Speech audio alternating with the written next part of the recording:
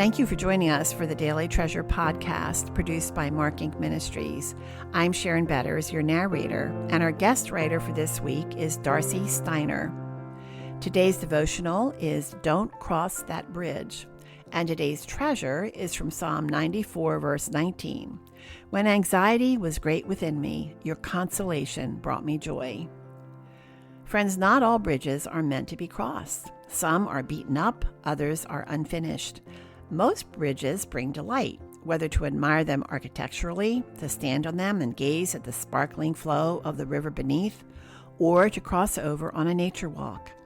But there are other bridges that, when crossed, can take us to scary places, maybe places we didn't need to visit. A counselor once advised me, don't cross that bridge unless you come to it. What is it about bridges that beckons us to cross? Even the scary ones in our heads. For instance, we await a diagnosis, and our mind goes to the most frightening possible outcome. Or we can't get in touch with a friend. She must have been in an accident. It's so easy to imagine the worst. 1 Peter 5:7 tells us, cast all your anxiety on him because he cares for you. Wherever we fall on the spectrum of possible outcomes, I have difficulty not catastrophizing certain situations. Once a step or thought is taken on that bridge, isn't it more likely that another will follow? One thought leads to the next, and the dominoes fall. Imagine your thoughts stopping you halfway across the bridge, not fully catastrophizing. Using the same scenarios, they may look like this. There are treatments for that possible diagnosis. My friend must be super busy with all of her responsibilities. Now stand at the sacred, trusting place just before stepping onto that metaphorical bridge. Scenario 1, ideal. In this place of waiting, I will not panic. God's hand is upon me. I will trust in him. Scenario 2, ideal. My friend will call me back when she's got a free moment. The truth is, through God's Spirit, we have been given self-discipline. 2 Timothy 1:7 says, for the Spirit God gave us does not make us timid, but gives us power, love, and self-discipline. How do you exercise self-discipline in your life? When we are tempted to walk the worry road, remember to exercise your God-given self-discipline. You have control over your thoughts. The more you practice self-discipline, the better you become at it. Practice now to place your worries before the bridge, eradicating them. You do not have to follow the temptation to step onto the bridge, walking into a mess that may not happen. Some bridges are better left alone, and the worry bridge is one of them.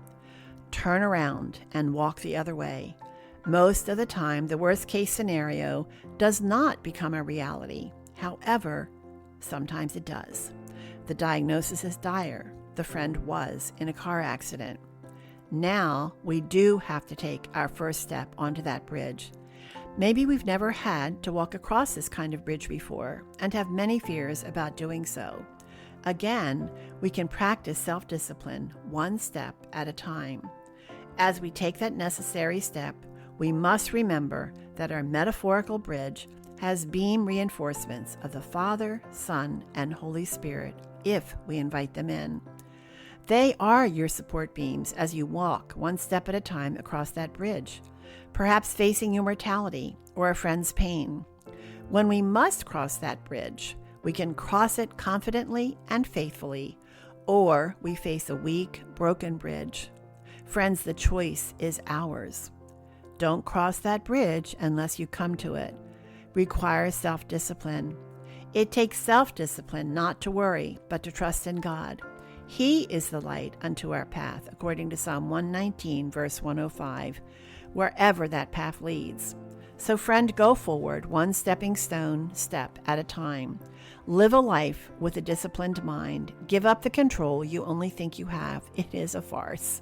Set your thoughts on him. He is the way, the truth, and the life, as we read in John 14:6. He will lead you as you navigate your next step. Put his reinforcements in place. Invite him to be your fortification. Isaiah 26 verse 3 reminds us, You will keep in perfect peace those whose minds are steadfast, because they trust in you. Father, help me set my mind on things above, not earthly things.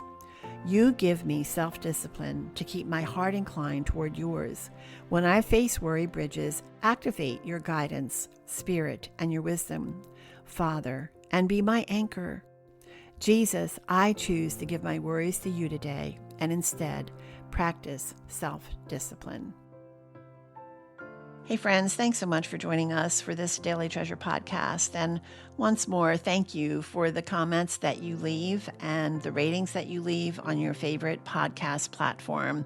You are helping spread the word of the help and hope of Jesus as people discover this devotional. And we are encouraged by your encouragement to keep it going and to keep writing. And when you pass the word along that you enjoy it and you're inspired by it, that's helping us and encouraging us to keep on keeping on. If you've been listening for a while, you know that we like to also point you into the direction of some of our other resources. And the one I want to showcase today is our Help and Hope podcast called The Thorn of Autism, a conversation with Lori Seeley. Lori was nearly aborted, she was graciously adopted, and later abandoned. She has traveled the road of atheism and lived a life of autism.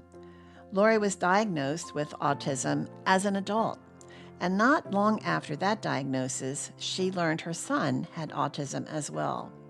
Lori is a classical pianist and songwriter whose music gives a transparent view into the intimate struggles of faith and life that she has experienced and continues to experience.